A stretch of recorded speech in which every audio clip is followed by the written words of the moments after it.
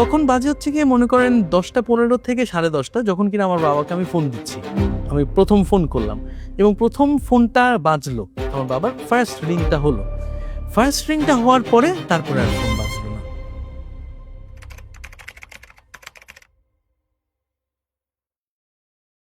এটাকে কখনোই বিদ্রোহ বলা যাবে না।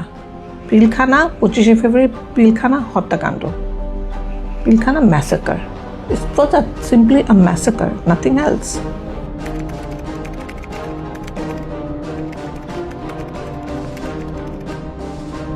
খুঁজছিল সবাইকে যে এই বাসার লোকজন কোথায়, ছেলেটা কোথায়, ম্যাডাম কোথায়, বাসার আর কাউকে দেখছি না কেন, বাচ্চারা কোথায়, মেয়েটা কোথায়। ওরা জানে, সব কিছুই জেনেই আসছিল মারার জন্য।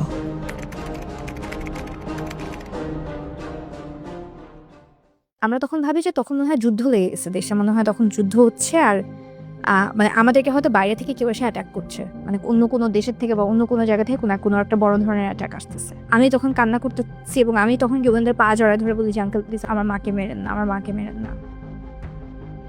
তাদেরকে টোপ দেওয়া হয় যে একটা করে মারবি 4 লাখ টাকা করে পাবি, একটা মাথার দাম 4 লাখ টাকা।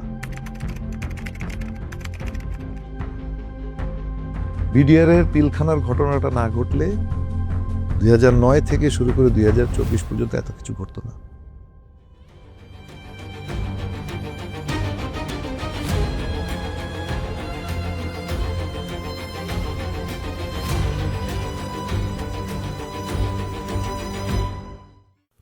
ফেব্রুয়ারি 2009। আর 10টা দিনের মতো একটা সহজ স্বাভাবিক দিন। বসন্তের মিষ্টি রোদ, মৃদুমন্দ হাওয়া আর কোকিলের ডাকে শুরু হয়েছে উৎসব মুখর এক সকাল। They made it very festive. এত ফেস্টিভ যে পিলখানায় চারপাশে এত কালারফুল পরিবেশ, বসন্ত। বিডিআর সপ্তাহ চলছিল। আগের দিন শেখ হাসিনা এসে উদ্বোধন করে গিয়েছিলেন সেই উৎসবের। নানা রকম আয়োজন, খাওয়া দাওয়া আর হাসি আনন্দে কেটে যাচ্ছিল দিনগুলো। সেদিনটাও ওভাবেই কাটার কথা ছিল। কারণ এরকম অনেক প্রোগ্রাম হয়, ইউজুয়ালি প্যারেডের প্রোগ্রাম থাকে, 16 ডিসেম্বরের প্রোগ্রাম থাকে, কিছু ফেস্টিভ এরকম কয়েকটা ইভেন্টস থাকে, আমরা আমাদের মা বাবার সাথেই যাই। তো এটা আমাদের কাছে খুব অর্ডিনারি একটা ঘটনা ছিল। সকালে ছিল বিডিআরের নিয়মিত কার্যক্রম দরবার। সেদিনের দরবারে ছিলেন বিডিআর মহাপরিচালক জেনারেল শাকিল আহমেদ স্বয়ং। সেই দরবারে সারা দেশ থেকে এসেছিলেন বিডিআরের প্রায় 2,500 সদস্য। প্যারেডের কারণে সারা বাংলাদেশ থেকে সেক্টর কমান্ডাররা এসেছিলেন। তো সেই জন্য আমাদের ডিজি ভাই খুব যত্ন করে একটা বড় একটা অনুষ্ঠান ছিল। পিলখানার ভেতর তখন প্রতিদিনের কর্মব্যস্ততা। ইউনিফর্ম পরে গাড়ি হাঁকিয়ে অফিসাররা পৌঁছে গেলেন দরবার হলে। আমরা নাস্তা করলাম একসাথে। তারপরে আমাদের বাসার বাইরে একটা রাউন্ড একটা জায়গা ছিল, ওটাকে বলে গোলঘর আর কি, ওপেন শেডটা এরকম গোল করে। তো আমরা দুজন ওখানে বসে চা খাচ্ছিলাম। তারপরে গাড়ি আসার পরে ও গেল, আর আমি তখন তারপরই আমিও বের হয়ে গেলাম। তবে বসন্তের নির্মল সেই সকালে বাতাসে ছড়িয়ে পড়ছিল বারুদের ঘ্রাণ।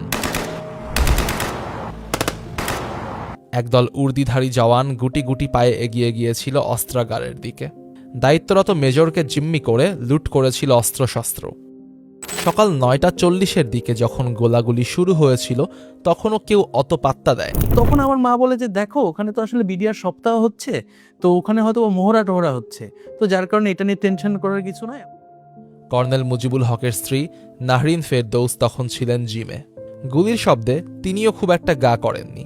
আমি ভাবলাম যে ওরা হয়তো কোনো রকম আনন্দ উৎসব করছে, কারণ দুপুরবেলায় যেহেতু কিছু প্রোগ্রাম ছিল সেই সুবাদে। তবে পরিস্থিতি খুব দ্রুত পাল্টে যাচ্ছিল। কিন্তু আমার ছোট ছেলে ঘুম থেকে উঠেই প্রথমেই বলল যে মা, অনেক সৈনিক আমাদের বাসা আসছে, গুলি করছে আর দেয়াল ফুটা হয়ে যাচ্ছে। তখন আমি বললাম যে তুমি না বসে যাও, একদম শুয়ে পড়ো ফ্লোরে। দরবার হলের ভেতরে শুরু হয়েছিল এমন এক হত্যাযজ্ঞ, বাংলাদেশের শত্রুরা যার অপেক্ষায় ছিল অন্তত 3 দশক ধরে। 2001 সালে বিএনপি জামাত জোট সরকার ক্ষমতায় আসার পর বেকায়দায় পড়ে ভারতীয় এস্টাবলিশমেন্ট। জনগণের ভোটে বিপুল সংখ্যাগরিষ্ঠতা নিয়ে ক্ষমতায় বসার ফলে জোট সরকারকে কোনো বিদেশি শক্তির কাছে দাসখত দিতে হয়নি। এদিকে কুড়িগ্রামের রৌমারী সীমান্তে এক স্বল্পস্থায়ী যুদ্ধে ভারতীয় বাহিনী বাংলাদেশি সেনাদের কাছে নাকানি চুবানি খেয়েছিল কিছুদিন আগেই। সব মিলিয়ে ভারতের কাছে তখন বাংলাদেশকে কবজা করার দুটো উপায় ছিল। 1, ঢাকার মসনদে পছন্দের কাউকে বসানো। 2, বাংলাদেশ সেনাবাহিনীর মেরুদণ্ড ভেঙে দেয়া। আর এ দুটো কাজই শুরু হয় 1/11-এর মাধ্যমে। এবং সেই সময় যেটা কিনা তত্ত্বাবধায়ক সরকার ছিল আর্মি ব্যাকড, সেখানের যে টপ নট যারা জেনারেল ছিল, অর্থাৎ আর্মির পুরো গোটা আর্মি না, তবে একেবারে উচ্চপদস্থ যে সমস্ত কর্মকর্তা ছিল, তারা আসলে এক ধরনের আন্ডারস্ট্যান্ডিংয়ে শেখ হাসিনার সঙ্গে এসছে যে আপনাকে আমরা পাওয়ারে নিয়ে আসবো, these are the things that are going to be done. আপনি ক্ষমতায় আসবেন, কিন্তু আপনি ক্ষমতায় আসার আগে এই জায়গাটাকে ক্লিয়ার করতে হবে, কারণ কিছু কিছু অফিসারদেরকে বাঁচিয়ে রাখা যাবে না, যে সমস্ত অফিসার আপনার জন্য থ্রেট হয়ে দাঁড়াবে সামনে, কারণ তারা দেশপ্রেমিক সেনাবাহিনীর অফিসার। পিলখানা হত্যাকাণ্ডের ষড়যন্ত্র চলছিল ঘটনার অন্তত 2 বছর আগে থেকে। শেখ হাসিনার ভাইপো শেখ ফজলে নূর তাপস 2007 সাল থেকে প্রতি শুক্রবার জুমার নামাজ পড়তে শুরু করে পিলখানার মসজিদে। নামাজের পর ইমাম সাহেবকে মসজিদ থেকে বের করে দিয়ে কাদের সাথে যেন মিটিং করতেন তাপস। অল্প সময়ের মধ্যে খুব ভালো ভালো বেছে বেছে কিছু আর্মি অফিসার, যারা কিনা সাধারণত সচরাচর বিডিআরে চাকরি করার মতো না। আগে ইমপ্রেশনটা অনেকটা এরকম ছিল যে বিডিআরের চাকরিটা অনেকটা পানিশমেন্ট পোস্টিংয়ের মতো ছিল, যে একজন অফিসার তাকে কোথাও প্লিজ করা যাচ্ছে না, তাকে বিডিআরে দিয়ে ইভেনচুয়ালি রিটায়ারমেন্টে চলে যাবে। কিন্তু হঠাৎ করে দেখা গেল যে খুব ভালো ভালো অত্যন্ত মেধাবী কিছু অফিসারকে অত্যন্ত অল্প সময়ের মধ্যে পোস্টিং করে নিয়ে আসা হলো। তো তখন সবারই একটু চোখে লাগলো যে ব্যাপারটা আসলে কি। তখন ইমপ্রেশনটা এরকম করে দিয়েছিল যে বিডিআর যেহেতু অত্যন্ত করাপ্ট একটা অর্গানাইজেশন, তো যার কারণে খুব ভালো ভালো অফিসারদেরকে সেখানে পোস্টিং দিয়ে একটা এক্সাম্পল অথবা প্রেসিডেন্ট সেট করা হবে যে না, বিডিআরটাকে ভালো করা, এটাকে সুসংগঠিত করা, এবং এখানে যেন ওই তকমাটা কখনো না লেগে থাকে আর কি, যে it is a corrupt organisation. কিন্তু এটাই আসলে ওই প্লটের একটা বড় এটাই প্লটটা ছিল আর কি, যে সকল ভালো অফিসারদেরকে নিয়ে তারপরে একত্রে করে একদিন এরকম করে ভয়াবহ করে মেরে ফেলা হবে। ইউজুয়ালি অফিসাররা যখন ডেপুটেশনে থাকে, এটা আর্মি থেকে নিয়ম, তাদের রিটায়ারমেন্টের 6 মাস আগে, 7 মাস 8 মাস আগেও তাদেরকে ব্যাক করতে হয় তাদের জায়গায়, মানে আর্মিতে। এবং আমার হাজব্যান্ড প্রতিদিনই বলতে গেলে খালি বলতো, আমার আর ভাল লাগছে না, কেন যে আমাকে ব্যাক করছে না। এই যে ব্যাক না করা, অনেক প্রশ্ন আসে যে এই যে তখন মনে হয় কি ধরে বেঁধে মেরে ফেলার প্ল্যান এখানে সম্পূর্ণ। এটা আমার মনে হয় যে ওনাদেরকে ইচ্ছাকৃতভাবে রেখে ধরে বেঁধে মেরে ফেলা। 25শে ফেব্রুয়ারি সকাল 9:40। বিডিআরের মহাপরিচালক জেনারেল শাকিল আহমেদ তখন দরবারে উপস্থিত সবাইকে অ্যাড্রেস করে বক্তব্য দিচ্ছেন। হঠাৎ করেই এক জওয়ান তার দিকে অস্ত্র তাক করে এগিয়ে আসে।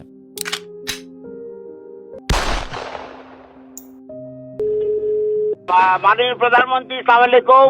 এখানে বিডিআরে বিদ্রোহ হয়েছে, আমি আছি দরবার হলে, আমার অফিসারদের সহ আমাদেরকে ঘেরাও করে গুলি করছে ওরা। আমাদের অস্ত্র নাই, এই জন্য আমরা জবাব দিতে পারছি না। অলরেডি র্যাব মুভ করছে, সেনাবাহিনীও মুভ করবে। আপনি যত দ্রুত পাঠাবেন তত তাড়াতাড়ি পরিস্থিতি আমরা সামাল দিতে পারবো। যাচ্ছে, আমি দেখি হেলিকপ্টার পাঠানোর চেষ্টা করছি। তবে তখনও অফিসাররা জানতেন না এই উৎসবকে নমরুদের অগ্নি উৎসব করার সমস্ত আয়োজন শেষ করা হয়েছে। পাশের দেশ থেকে শুধু প্ল্যানই আসেনি, এসেছে কসাইও। ওরা যে ভারতীয় তার প্রমাণ হলো they wanted revenge and they knew it is very difficult for a Bangladeshi soldier or Bangladeshi officer to kill Bangladeshi. So they sent designated killer groups and just they opened fire. তারা হিন্দি কথা বলেছে, তাদের পোশাক নতুন পোশাক ছিল, সোহেল তাজের ওখানে নতুন টেইলার অনেক, এগুলো সব বেরিয়ে এসছে যে they were not BDR soldiers, they were in the guise of BDR soldiers, they were some different people speaking Hindi or some illegible language যেটা বোঝা যাচ্ছিল না। দেখেন মেইন কিলিং ঘটে সামটাইম বিটুইন 9:30 to 10:30 এরকম কোনো একটা সময়। প্ল্যানটা তো আগে থেকেই করা ছিল, দরবারে কেউ একজন বিশৃঙ্খলা সৃষ্টি করবে বাইরের থেকে, এই বিশৃঙ্খলার সুযোগ নিয়ে বাইরের থেকে the original killer group would enter, kill and then go. That is what happened. এদিক দিয়ে তখন গোলাগুলি হচ্ছে, গাড়িতে আগুন, বাস্ট হচ্ছে, এই গ্যাস সিলিন্ডার বাস্ট হচ্ছে, মানে কি একটা অবস্থা। এদিক দিয়ে আমার মেয়ে she was only 3 years old. She was convulsive, মানে এরকম আতঙ্কে তার হঠাৎ করে টেম্পারেচার বেড়ে যায়, সে এরকম কাঁপুনি দিয়ে তার জ্বর শুরু হয়ে গেল। এর মধ্যে আমার মা প্যারালাইসিস পেশেন্ট, হুইল চেয়ারে। কি করব? আমার ধারণা ছিল হয়তো কেউ আসবে না আমার বাসায়, কিন্তু ওরা ঠিক 11টার দিকে এসে আমার বাসায় ইয়ে করলো, এবং ওদের মধ্যে থেকে একজনকে আমি চিনতে পারি, তার মুখের ওই লাল স্কার্ফটা সরে যায়। ওর নাম ছিল ফয়সাল বালা। তারা প্রচন্ড ধাক্কি করে যখন দরজা খুলছে না, দরজার একটা যে প্ল্যাঙ্ক পাটাতন, ওইটা রাইফেলের বাট দিয়ে ভেঙে ফেলে, অ্যান্ড অস্ত্র ইয়ে করে they made a blank fire. সৈনিকরা বারবারই আসছিল ওই বাসায়, নিচের তলায় এসে ওকে খুঁজছিল সবাইকে, যে এই বাসার লোকজন কোথায়, ছেলেটা কোথায়, ম্যাডাম কোথায়, বাসার আর কাউকে দেখছি না কেন, বাচ্চারা কোথায়, মেয়েটা কোথায়। ওরা জানে, সব কিছু জেনেই আসছিল মারার জন্য। গাড়িতে আসলে আগুন লাগাচ্ছে, মানে লাগতেছে আগুন, গাড়ি আগুন পড়তেছে, তখন আমাদের মনে হচ্ছে যে কোনো মুহূর্তে আমাদের বাসায় আগুন লাগাই দিবে। এবং ওই টাইমটা এত বেশি গুলির আওয়াজ যে আমাদের আসলে বাসা থেকে বের হয়ে সামনে গিয়ে জিজ্ঞেস করার উপায় নেই যে কি হচ্ছে, বা আরেকজনের সাথে কমিউনিকেট করার উপায় নেই। এবং তখন তো আসলে, এখন তো সোশ্যাল মিডিয়া সবকিছু হাতের ফিঙ্গার টিপসে, তখন তো এরকম ছিল না। যিনি এনসি ছিলেন ওনারা এসে আম্মুকে বলে যে বিডিআরের লোকজন এসে ফ্যামিলিদেরকে নিয়ে যাচ্ছে, রেস্কিউ করতেছে, ফ্যামিলিদেরকে বাসা থেকে বের করে নিয়ে যাচ্ছে। যে সবাইকে কোয়ার্টার যেতে হবে। আমি বললাম যে আমি তো লুঙ্গি পরা, আমি একটু প্যান্ট পরি। বলে না না, বলে বাসবি না মরবি, আবার প্যান্ট পরা। আমি আর আমার ভাই, আমি ছুটে গিয়ে, আমার ভাই তো কান্না করতেছে, আমি তখন কান্না করতেছি, এবং আমি তখন যোগেন্দ্রের পা জড়ায় ধরে বলি যে আঙ্কেল প্লিজ আমার মাকে মেরেন না, আমার মাকে মেরেন না। আমার ছেলে একটু পরপরই ফোন করে কাঁদছিল যে মা কেমনে কি করব, কেমন করে যাবো, সবাই তো আমাদের দিকে আসছে, গ্রেনেড বাস্ট করছে ওরা। আমরা কোয়ার্টার গার্ডে গেলাম।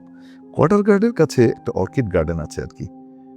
ওখানে আসার পরে ওই পাশ থেকে আরেক দল সৈনিক একেবারে কিস্তি খেয়ে করতে করতে করতে এসে বলে, এই বেটা, আমার সিও ছিল আসিফ, মার রে। I thought maybe I am গন।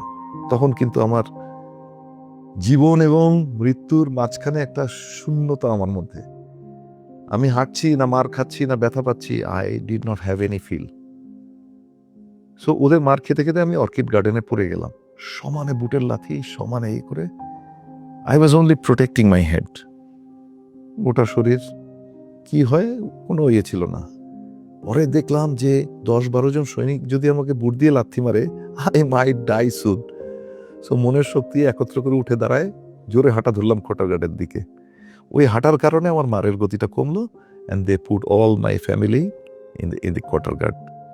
এবং আমরা যখন ঢুকি তখন ওখানে আমরা দেখি যে আরো অনেক পরিবার ছিল, আরো অনেক মানুষ, সবাই বাসার কাপড়ে, এবং সবাইকে দেখেই মনে হচ্ছে তাদেরকে ধস্তাধস্তি করে বাসা থেকে নিয়ে আসা হয়েছে। আমি নিজের চোখেই দেখি যে আমারই 2জন চেনা আন্টিকে ওরা মানে ভয়ঙ্কর ভাবে পেটাচ্ছে। 2-3 জন মিলে একজন আন্টিকে মারতেছে। একজন অফিসার, ফিমেল অফিসার ছিল, আমার মনে পড়ে খুব ঝাপসা ভাবে এলোপাতাড়ি চট থাপ্পড় মারতেছেন। এবং এটা দেখে আমরা আসলে খুবই আতঙ্কিত হয়ে যাই। ওই টাইমের ভয়টা আমি আসলে বুঝাইতে পারবো। এবং আমাদেরকে যে রুমে ঢুকাচ্ছে, সেই রুমটার সাইজ এই রুমেরটা এইটুক স্পেসের থেকে বড় হবে না। এই স্পেসের মধ্যে মিনিমাম, মানে ভিতরে তো অন্ধকার এবং কোনো জানালা কোনো কিছু নাই ভিতরে। এবং আপনার হয়তো যে বড় আয়নাঘরের ছবিগুলো যে দেখছেন, যদি দেখে থাকেন ডকুমেন্টারিতে, ওরকম একটা রুম।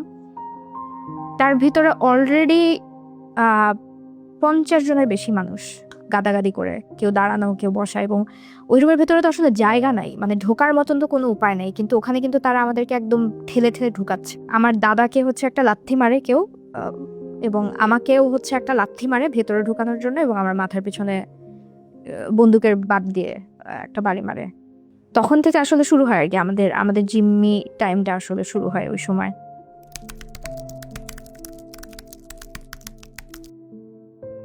তেত্রিশ ঘন্টা, এই 33 hours, no toilet, no urinal, nothing, এইভাবেই থাকা। দিনে 2 বার মানে সৈনিকদের যে দরজা ধাক্কানো, চিল্লাচিল্লি করা, কে আছে ওরা টর্চ দিয়ে দেখার চেষ্টা করছিল, কারণ আলো আসছিল। আমি আবার ভিতরে দুইটা চেঞ্জিং রুম আছে, একটা মেল এবং ফিমেলদের, তো ফিমেলদের চেঞ্জিং রুমে আমি বসেছিলাম দরজা আটকায়, যে যদিও ঢুকে যায় দরজা ভেঙে তাই একটু সময় নেবে। পরবর্তীতে তো আমি বুঝতে পারলাম, যখন গোলাগুলি হচ্ছিল এবং আমার বাসায় অ্যাটাক হচ্ছে, তখন আমি বুঝছি যে ওরা তো এখন হত্যা করছে হয়তো, বা খুঁজে কিংবা ধরে নিয়ে যাচ্ছে, এটাই। সো আমি সিভিলিয়ান ক্লোথসে ছিলাম, হয়তো that is the reason that they just did not shoot me directly. But later on, যখন আমি কোয়ার্টার গার্ডে বন্দি, যখন কিছু আমার পুরনো সৈনিক জানতে পারলো যে আমি এখানে, they made numerous attempts to take me out and kill. তারা আমাকে অনেকবার চেষ্টা করেছে বের করে নিয়ে মেরে ফেলবে। তো লাকিলি ওই কোয়ার্টার গার্ডের অনেক মোটা তালা থাকে তো সেলের ভিতরে, one soldier who knew me, he was my soldier 4 months ago. I used to play badminton with my soldiers. ওই ছেলেটা somehow ওই তালার চাবি মেরে নিয়ে এক জায়গায় চলে যায়। So even if they intended, they could not open the door. একটা জওয়ান আসে, একটা ছেলেকে জিজ্ঞেস করে তার ছোট ভাইয়ের কথা, যে ও কোথায়। তো ও বলে যে ও নানু বাসায় বেড়াতে গেছে। বলে ঠিক আছে, আসলে তোমাদেরকে তো মেরে ফেলবো, ওকে বাঁচানোটা তো আমার ফরজ ছিল, ও তো আমার কোলে ঘুরতো। ওখানে অনেকে ছিল, আমার যেমন একটা ফ্রেন্ডকে আমি দেখলাম যে ও খালি গায়ে, মানে ও ঘুমাচ্ছিল আর কি, ওই অবস্থায় ওকে টানতে নিয়ে আসা হয়। অনেক আন্টি এরকম ম্যাক্সি পরে আসে, এবং একটা আন্টি আমাদেরকে বলছে যে ওরা আমাকে ওড়নাটা নেওয়ার সময় পর্যন্ত দেয় নাই, ওরা মারতে আমাকে বাসা থেকে নিয়ে আসে। I never felt hungry. I never felt that I need to sleep. এই 33 ঘন্টা আমি বেঁচে থাকবো না মরে যাব, এটা নিয়ে আমার মধ্যে কোনো অনুভূতি নাই। আমি আসলে whether I was going to survive or going to die, এই চিন্তা করতেও আমি ভুলে গেছি। আমি যখনই নড়তেছি, আমার পাশে একজন ছিলেন, উনি শুধু বিরক্ত হচ্ছিলেন বারবার। তো আমি ওখানে দাঁড়ায় আমি চিন্তা করতেছি যে আমরা কেউই তো আসলে দাঁড়ানোর জায়গা পাচ্ছি না। আমার গায়ে হাত ওনার গায়ে লাগলে উনি বিরক্ত হচ্ছে। তারপর আমি একটু পর দাঁড়ায় দেখি যে আমি এতখানি রক্তের মধ্যে বসে আছি এতক্ষণ ধরে, এবং রক্তটা হচ্ছে ওনার গা থেকে আসতেছে, এবং ওনার গায়ে একটা বুলেট উন্ড ছিল। যখনই ওই গ্রুপটা আসে যারা বলে আমরা মেরে ফেলবো, গুলি করতে আসে, তখনই আমরা আবার সবাই যে যেভাবে পারি নিচু হয়ে যাচ্ছি, চিৎকার করে কাঁপতে নিচু হয়ে যাচ্ছি, যে যেভাবে পারতেছি একজন আরেকজনকে ঢেকে। আবার একটু পরে ওই গ্রুপটা চলে যাচ্ছে। ভিতরে একজন অফিসারের মা ছিলেন হুইল চেয়ারে, তিনি অসুস্থ হয়ে পড়লেন। এদিক দিয়ে মানে আমার মাকে তারা, আমার যেহেতু প্যারালাইসিস পেশেন্ট ডায়াপার পরানো, তাকে ওই যে তাদের কোয়ার্টার গার্ডের যে রেস্ট রুম, ওইটা রেস্ট মানে ওদের সৈনিকদের একটা রুম থাকে, চারপাই বেছানো থাকে, ওটার মধ্যে আমার মাকে শুয়ে রাখা হয় সারা রাত মশার কামড়ে। এটা পরবর্তীতে তার গায়ে অন্তত না হলে কয়েক হাজার মশার কামড়। আহা,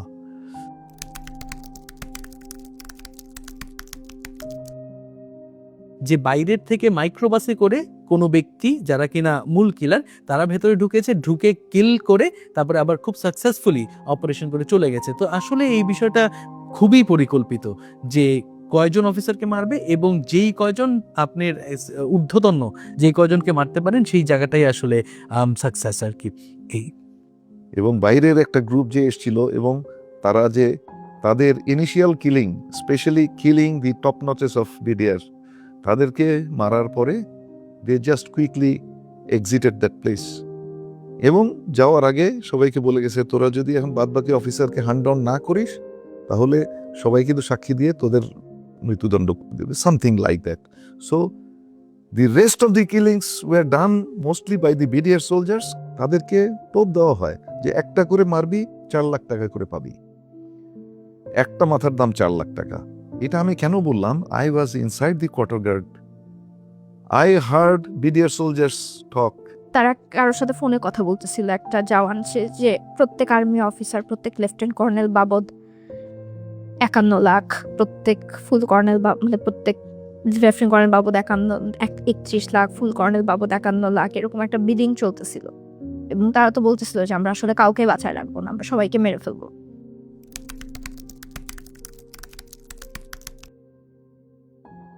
ওইখানে কিসের জন্য ওনারা 3 বাহিনী সহ ওনারা বসেই কাটালেন ওখানে আর আমাদের চিফেরও কোনো খবর নাই, ওখানে বসে থাকলেন। 3 বাহিনী ওখানে চুপচাপ বসে থাকলেন।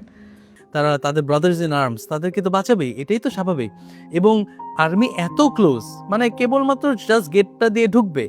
বিডিআর এর সৈনিকের সঙ্গে আর্মির ট্রেনিং এর কোনো তুলনাই হয় না। আর্মির অস্ত্র আছে, সব আছে। কিন্তু আমরা দেখলাম কি যে প্রথম দিকে তারা এমনি স্টিল তারা কোনো ইয়ে করছে না। এর পরবর্তী শুধু তাই না, খুব সারপ্রাইজিংলি দেখা গেল যে তাদেরকে 3 কিলোমিটার সরে যেতে বলা হলো, এবং তারা 3 কিলোমিটার সরে গেল। এবং যখন তারা 3 কিলোমিটার সরে গেল, তখন জওয়ানরা এবং তাদের পরিবারবর্গ একটা বড় অংশ তারা বের হয়ে গেল পিলখানা থেকে। তাদেরকে সেই সেফ এক্সিট দেয়া হলো, সেটাও সেই প্ল্যানের একটা অংশ। এবং তখন আমরা খুব অবাক হলাম যে ওরা আমাদের বাঁচাতে যায়নি, ওরা বাঁচাতে পারতো।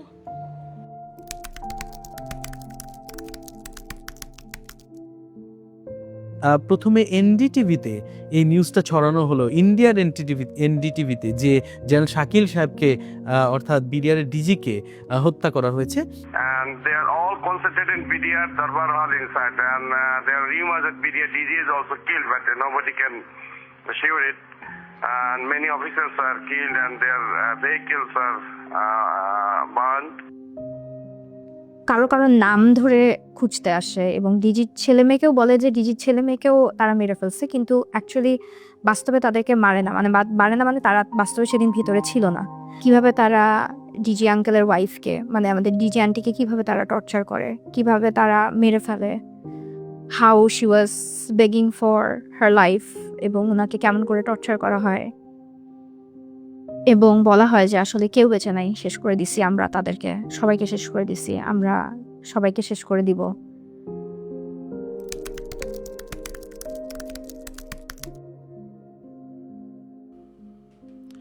জাহাঙ্গীর কবির নানকের মধ্যস্থতায় বিডিআরের একটি প্রতিনিধি দল শেখ হাসিনার সাথে আলোচনার জন্য যমুনায় যায়। আলোচনা শেষে শেখ হাসিনা তাদের অস্ত্র সমর্পণের শর্তে সাধারণ ক্ষমা ঘোষণা করেন।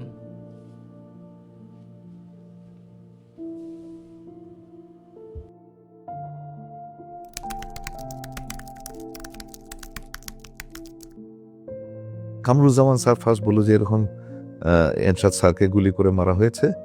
সো এইটা শোনার পরে এরশাদ স্যারের ছেলে, আঙ্কেল আমার বাবাকে মেরে ফেলেছে, he was there. Kamruzzaman sir did not understand.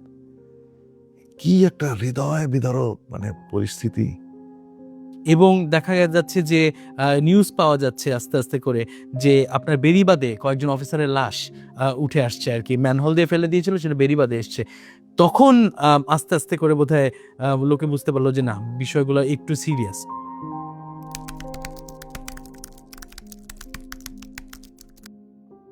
পঁচিশ তারিখ রাত্রেবেলা, গভীর রাতে অ্যারাউন্ড 12টা-1টার দিকে সাহারা খাতুন আসলেন। এসে উনি অস্ত্র জমা দেওয়ার একটা নাটক স্টেজ করলেন।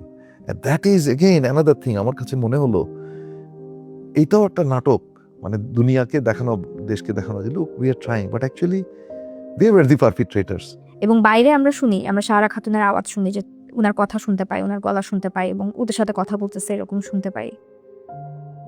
এবং ভিতরে তখন আমাদের মধ্যে একটা ব্যাপার, মানে আমাদের সাথে যারা আন্টিরা ছিল তখন বলতেছে যে আমরা যে ভিতরে আছি এটা তো উনি জানবে না, তাহলে আমরা যে এরকম ভিতরে আছে আমরা যদি আওয়াজ না করি এটা তো জানবে না। আমার ভাইয়ের অনেক অ্যাজমা ছিল, তো আমার ভাই তখন কাশে, ভিতর থেকে আমরা আওয়াজ করার চেষ্টা করি, কিন্তু সাহারা খাতুন ওই পর্যন্ত আসেই না। 4টা-5টা অস্ত্র জমা নেওয়ার পরে সে 2 মিনিট কথা বলে টিভি ক্যামেরার সামনে বলে চলে গেল। একটা দেশের স্বরাষ্ট্রমন্ত্রী, তার এতটুকু দায়িত্ব নাই, এতটুকু নাই যে ইজ ইট এনাফ? রাদার সে তো অন্য ফোর্সকে দিয়ে ক্লিনজিং করবে, যে স্ক্রিনিং করবে যে সমস্ত অস্ত্র জমা হলো কিনা। He did not. তো তারপর উনি যখন চলে যায়, ওনার যখন ভয়েসটা একদম চলে যায়, তখন আমরা একবারে হোপলেস হয়ে যাই যে আমাদের তো তাহলে এখান থেকে বের হওয়ার কোনো উপায় নেই।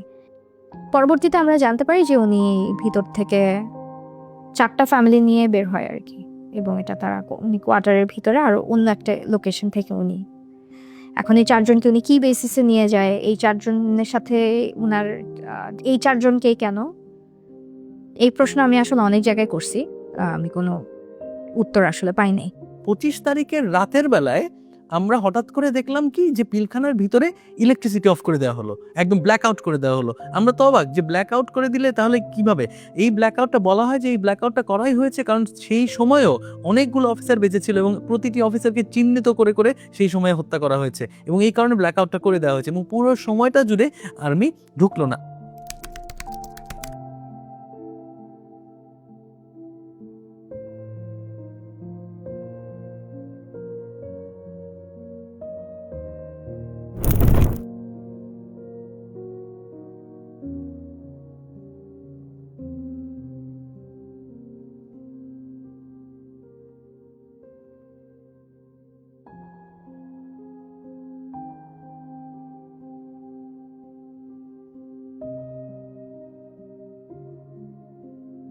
এর পরের দিন যখন বিভিন্ন অফিসারদের হলো, এই কি বলে জানাজা টানাজা, সেখানে দেখলাম যে পলিটিশিয়ানদেরকে অফিসাররা গালাগালি করছে, লাথি মারছে। এই যে ইনু মিনু এগুলা যারা ছিল, অফিসার্স লিটারালি কিকড দেম।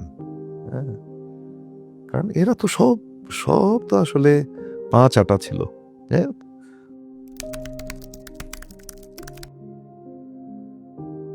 মাননীয় প্রধানমন্ত্রী আপনার সাথে যখন কথা হচ্ছিল মহাপরিচালকের, যদি তখন আপনি সেনাবাহিনী পাঠাতেন, ব্ল্যাক পাঠাতেন, আবার আপনার বন্ধুরা তারা তরবর ভাবে ঢুকেছে আধা ঘন্টা পরে এবং তারা কিলিং শুরু করেছে 11:30 থেকে 11টার পরে। তার আগে কাউকে মানে নাই। কিন্তু যদি র্যাব সেনাবাহিনী এই এখান থেকে এইটুকু যদি 1 ঘন্টার মধ্যে ঢুকতে না পারে, সেই সেনাবাহিনী আমাদের দরকার নাই, দরকার নেই আমাদের।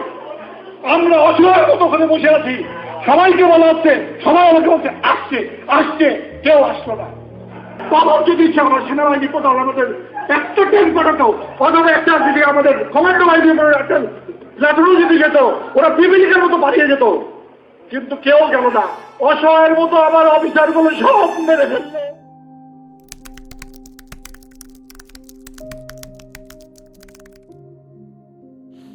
পরের দিন আসলে মনে হয় সম্ভবত আমার বাবার লাশ পাওয়া যায় সেকেন্ড গণকবরটায়, যেটার মধ্যে 32 জন ছিল,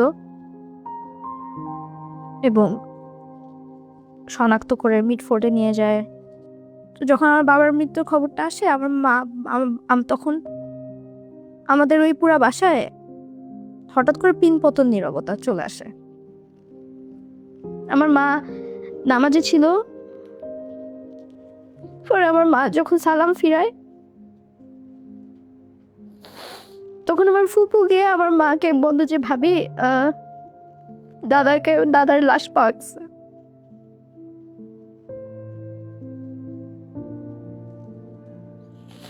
তখন আমার মা চিৎকার করে, আমার মা বললো যে না, এটা সত্যি না, এটা হইতে পারে না।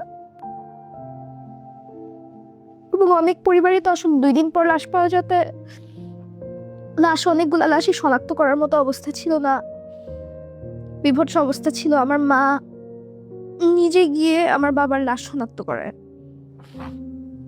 বাবাকে এখান থেকে গুলি করা হয়, এখান থেকে গুলি করে এখান থেকে বের হয়ে যায় একটা গুলি, তারপর আবার পেটে আরেকটা গুলি করা হয়, এখানে একটা গুলি ছিল, টোটাল 2টা গুলি ছিল আমার বাবার। তারপর আমার মা যখন শনাক্ত করে এসে নিয়ে আসে, তখন আমার বাবা আমাকে বলে যে আমার বাবাকে, ওটা আমার বাবাই মারা গেছে। যেমন আমি তো বিশ্বাস করতাম না, আমি বলছি আমি কোনোভাবে এটা বিশ্বাস করি না, আমি বিশ্বাসই করবোই না, এটা কোনোভাবে হইতেই পারে না, এবং আমি এটা অ্যাকসেপ্ট করিই না। তারপরে আমাদেরকে যখন রাত্রেবেলায় জানালো যে আমার হাজব্যান্ড আর নেই, তখন খুবই আমার বিশ্বাস হচ্ছিল না। আমি নেমেই বলছিলাম ওর ভাইকে, আমার হাজব্যান্ডের ছোট ভাইটাকে, আমার বন্ধু বান্ধবদেরকে, যে আমি তো আসছি বেঁচে, তোমরা দোয়া করো যেন অফিসাররা সবাই বেঁচে আসে, আমার মুজিবর যেন বেঁচে আসে। আমার একটা ফ্রেন্ড আমার এই কথা শুনে চলে গেল বাসা থেকে। ও পরে বলে যে আমি তোকে আর ফেস করতে পারি নাই, যে তুই তো জানিসই না কিছু। 27 তারিখে বোধহয় খুব সম্ভবত আমি আমার বাবার লাশ প্রথমবারের মতন দেখি, এবং আমি এই কথাটা বিভিন্ন জায়গায় বলেছি যে আমি চাই না যেন কিনা আমার সবচেয়ে খারাপ শত্রুও তার বাবার লাশ এরকম করে দেখুক। প্রতিটা লাশ তারা আসলে it was just not about bullets, ব্যাপারটা এরকম ছিল না যে কেবলমাত্র গুলি করে হত্যা করা হয়েছে। তাদের চেহারা ক্ষতবিক্ষত করে দেওয়া হয়েছে, তাদের বডি মিউটিলেট করা হয়েছে, এমন একটা অবস্থা করা হয়েছিল যে অনেকগুলো পরিবারবর্গ তাদের বাবাকে চিহ্নিত করতে পারেনি এবং যার কারণে ডিএনএ টেস্ট প্রয়োজন হয়েছে। সো আমাকে আমার বাবাকে দেখানো হয়, আমি চাইছি আমার বাবাকে দেখতে, তো আমি আমার বাবাকে দেখি আর কি। তো আমার বাবাকে আমি দেখার পর আমি এখনো পর্যন্ত, আজ পর্যন্ত আমি দোয়া করি যে অভিজ্ঞতা আমার হয়েছে, আমি যেভাবে দেখছি এটা যেন আর দুনিয়া কোনোদিন কারো না হয়। মানে একটা ড্রয়ার থেকে, ছোট একটা ড্রয়ার থেকে বের করে আমার বাবাকে, আমার বাবার মুখটা দেখা, এটা আমি দোয়া করি যে এটা যেন আর কারোর জীবনে না হয়, কখনো যেন এটা কারোর সাথে না হয়।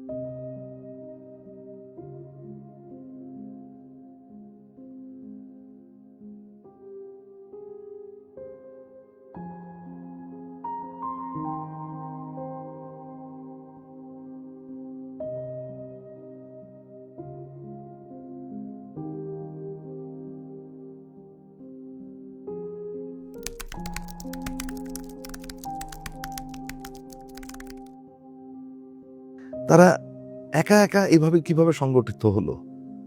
যে কোনো দলের সংগঠিত হওয়ার পিছনে কোনো নেতৃত্ব দরকার হয়।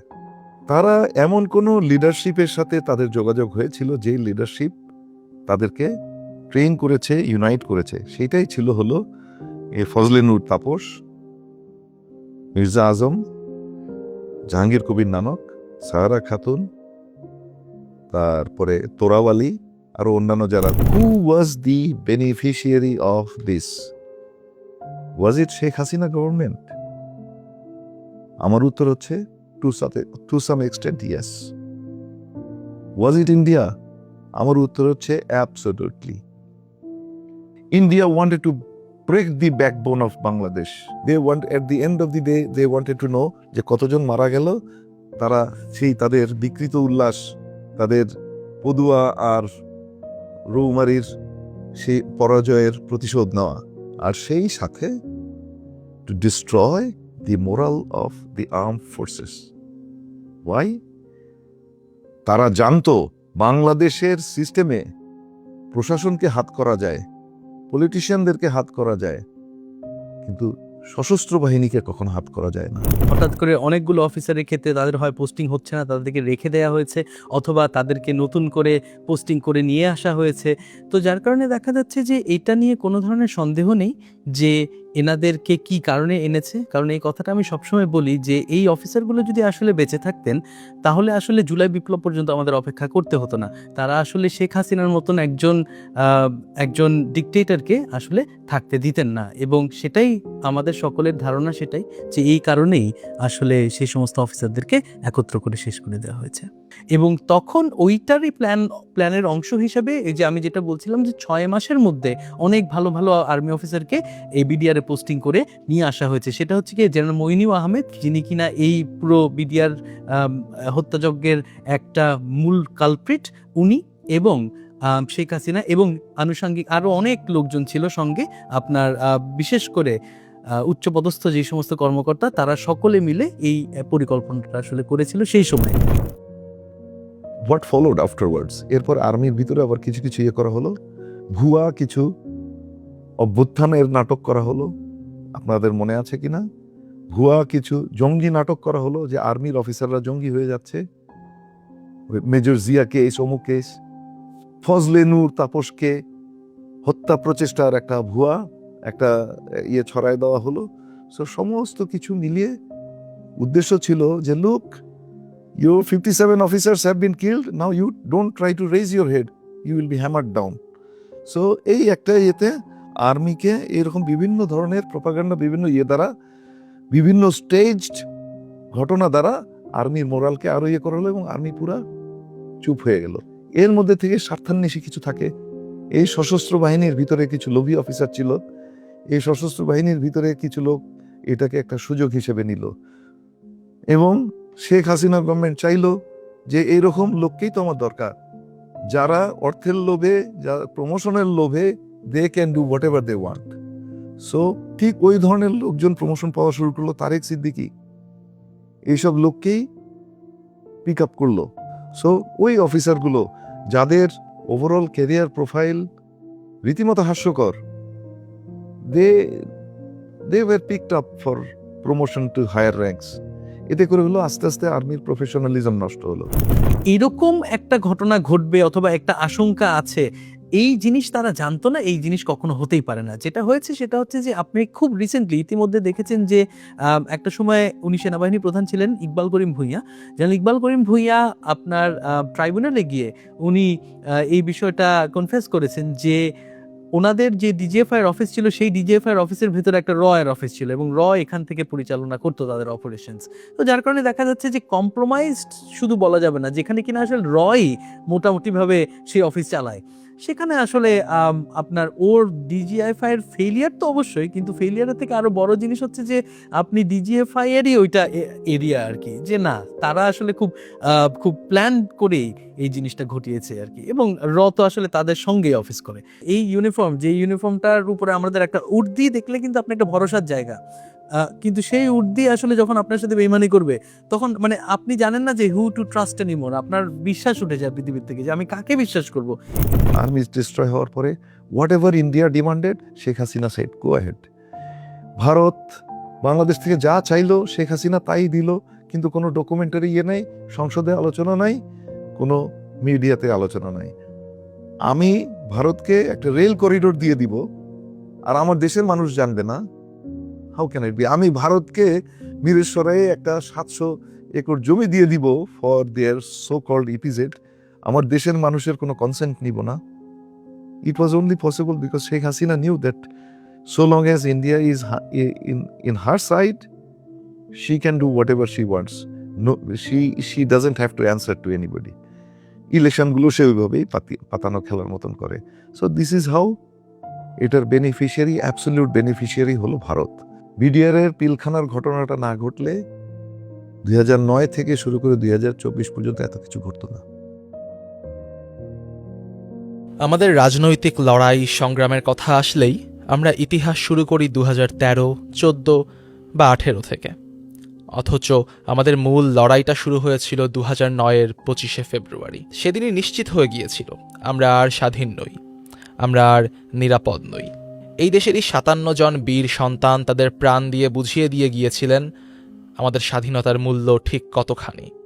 আজ আমাদের দেশ আবার স্বাধীন হয়েছে, বলার মতো অনেক গল্প, অনেক বীরগাথা আমাদের হয়েছে, কিন্তু এত এত গল্পের ভিড়ে, এত এত বড়াই বাহাদুরির ভিড়ে আমরা যেন আমাদের এই 57 জন বীর সন্তানের কথা ভুলে না যাই।